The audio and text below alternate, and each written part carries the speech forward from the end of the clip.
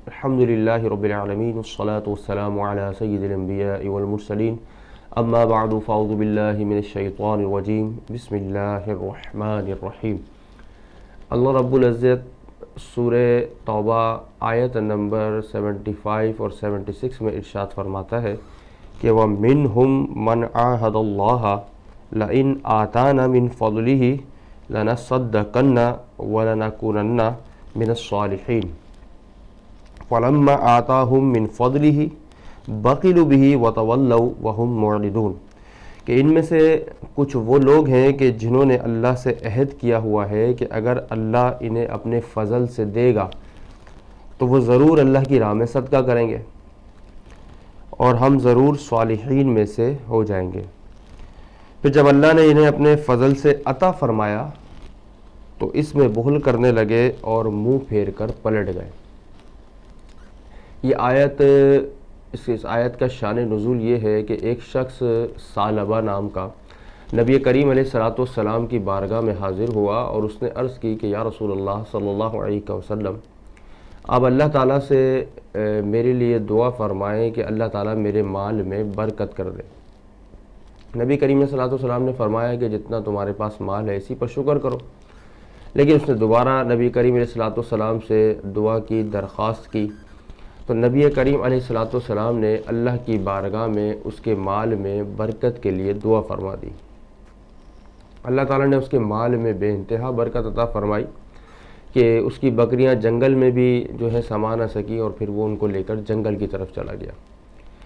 جب اس کا مال اتنا بڑھ گیا تو نبی کریم علیہ السلام نے پھر صحابہ کرام رضی اللہ تعالی عنہم کو اس سے صدقہ یعنی زکوٰۃ جمع کرنے کے لیے بھیجا۔ تو جب یہ ان کے پاس پہنچے تو کہا یہ تو ٹیکس ہو گیا، اور اس نے پھر زکوٰۃ دینے سے انکار کیا اور کہا کہ میں سوچوں گا۔ پھر سب صحابہ واپس آ گئے۔ پھر کچھ عرصے بعد وہ شخص آیا اور صدقہ لے کر حاضر ہوا سرکار کی بارگاہ میں، لیکن نبی کریم علیہ السلام نے اس کے صدقے کو قبول نہیں فرمایا کہ اللہ تعالیٰ نے مجھے تمہارے صدقے کو قبول کرنے سے منع فرما دیا ہے۔ پھر وہ اسی طرح حضرت ابو بکر صدیق، حضرت عثمان، حضرت ابو عمر فاروق رضی اللہ تعالیٰ عنہ کے بھی زمانے میں آیا، لیکن کسی نے بھی اس کے صدقے کو قبول نہیں کیا۔ تو یہاں پر سوال پیدا ہوتا ہے کہ جب وہ شخص آیا تھا تو پھر اس کے صدقے کو قبول کیوں نہیں کیا گیا؟ اس لیے کہ وہ واقعی توبہ اور تائب ہو کر صدقہ لے کر اللہ کے نبی کی بارگاہ میں حاضر نہیں ہوا تھا،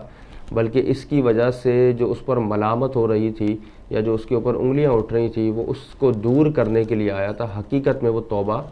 کر کے نہیں آیا تھا، اس نے اپنی اس عمل سے توبہ نہیں کی تھی، وہ اس پر شرمسار اور شرمندہ نہیں تھا۔ یہاں سے یہ بھی معلوم ہوا کہ توبہ کا مطلب یہ ہے کہ سب سے پہلے کہ انسان اپنے اس گناہ پر شرمندہ بھی ہو اور اس کو غلط بھی سمجھتا ہو اور پھر آئندہ نہ کرنے کا پختہ ارادہ بھی رکھتا ہو۔ فقط یا اللہ توبہ کے الفاظ ادا کرنے سے توبہ نہیں ہو جاتی۔ دوسری بات یہ اگرچہ منافقین کے عمل میں اس کو ذکر کیا گیا کہ ایک منافق کا عمل یہ تھا کہ اس نے دعا کی درخواست کی، جب برکت ہو گئی تو پھر وہ اللہ قبول گیا، لیکن افسوس کے ساتھ آج ہمارے مسلمانوں میں بھی یہ روش عام ہوتی جا رہی ہے کہ جب ہم کسی پریشانی میں ہوتے ہیں، ہم کسی مصیبت میں ہوتے ہیں تو پھر ہم اللہ کی بارگاہ میں دعا کرتے ہیں، ہم اچھے اعمال کو اختیار کرتے ہیں کہ یا اللہ میں اچھے اعمال اختیار کر رہے تو ہماری فلاں مصیبت دور کر دے، فلاں آزمائش سے ہمیں حفاظت کر دے، اس آزمائش سے ہمیں بچا لے، اس مصیبت سے ہمیں بچا لے۔ یا پھر یہ تمنا کرتے ہیں کہ جب حالت غربت میں ہوتے ہیں کہ ہمیں تو بہت شوق ہے اللہ کی راہ میں مال خرچ کرنے کا، لیکن ہمارے پاس تو مال ہی نہیں ہے۔ اگر ہمارے پاس مال ہوتا تو ہم ضرور اللہ کی راہ میں کثرت سے خرچ کرتے، لیکن جب اللہ تعالیٰ اپنی عطا اور کرم سے ان کو مال عطا فرما دیتا ہے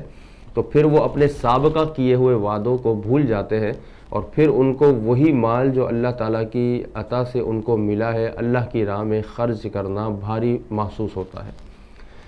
حالانکہ اللہ تعالیٰ نے دوسری سورہ بقرہ کی آیت میں ارشاد فرمایا متقین کی صفات میں کہ وَمِمَّا رَزَقْنَاهُمْ يُنْفِقُونَ، کہ اس میں سے جو ہم نے دیا یہ لوگ خرچ کرتے ہیں۔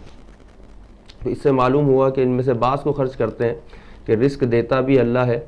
اس کو اللہ کی راہ میں خرچ کرنے کی توفیق بھی اللہ دیتا ہے، اور اس خرچ کرنے کے بعد اس پر اللہ کی بارگاہ سے ثواب جو ملتا ہے وہ بھی اللہ دیتا ہے، اور پھر اس کو بڑھا کر اس میں برکت بھی اللہ تعالیٰ ہی دیتا ہے۔ تو ہمارا تو کچھ ہے ہی نہیں، تو اگر اللہ تعالیٰ نے ہمیں مال دیا ہے اور خرچ کرنے کی توفیق بھی دے دی ہے تو ہمیں اللہ تعالیٰ کا شکر ادا کرنا چاہیے، اور ہمیں مال مل جائے تو ہمیں پھر اللہ کی راہ میں خرچ کرنے سے اجتناب نہیں کرنا چاہیے، بلکہ جتنی ہماری حیثیت و استطاعت ہو ہمیں اللہ کی راہ میں خرچ کرنا چاہیے، کیونکہ یہ ہمارے مال کے لیے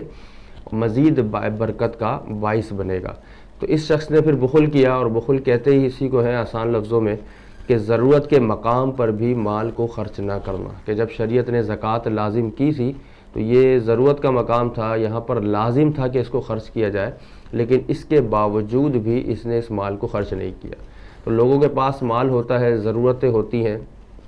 جہاں پر خرچ کرنا چاہیے، شریعت نے ان کے اوپر ذمہ داریاں عائد کی ہوتی ہیں کہ جہاں ان کو خرچ کرنا ہوتا ہے، لیکن مال کی اتنی محبت ان کے دل میں پیدا ہو جاتی ہے کہ وہ ضرورت کے مقام پر بھی خرچ کرنے سے رک جاتے ہیں۔ اسی کو بخل کہا جاتا ہے،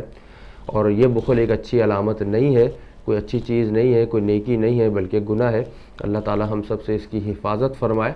تو ہمیں مال کی کثرت کی دعا سے منع نہیں کیا گیا، بالکل کی جائے،